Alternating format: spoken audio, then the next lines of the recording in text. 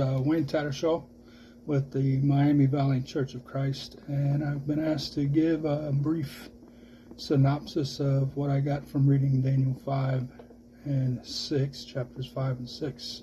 So excuse me if I'm looking down, but I'm looking at notes. In chapter 5, I see that King Belshazzar set up himself against the Lord of heaven.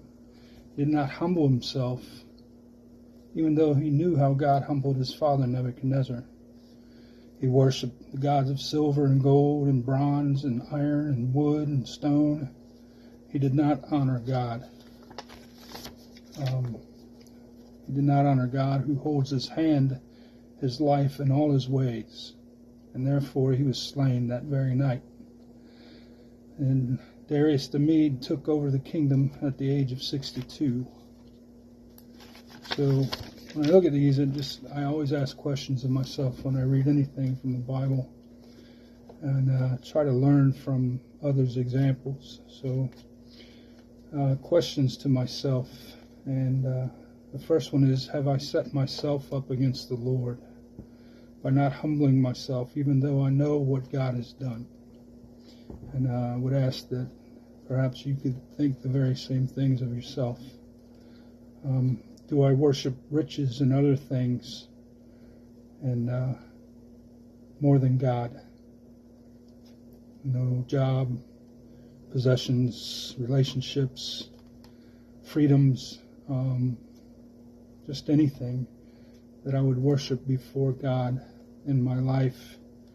And do I honor God?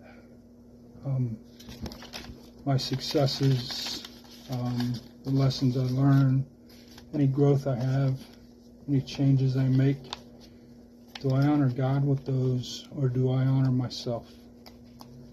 On to chapter 6, it says, Daniel was trustworthy. He was not corrupt nor negligent, a man of God.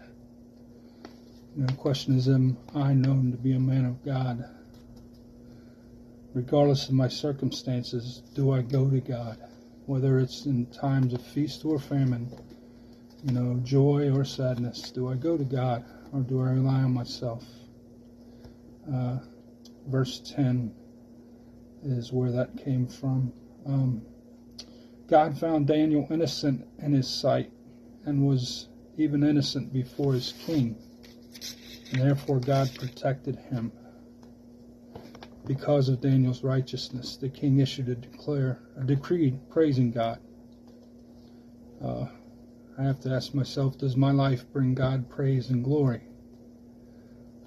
Prosperity came to Daniel after the ordeal. Do I look for blessings and gifts from God before I even go through things? Do I look for God to change my circumstances, or do I trust Him to get me through? As we see Daniel, he completely and implicitly trusted God. So this has been a great lesson for me. Hopefully it'll help you out. God bless you all.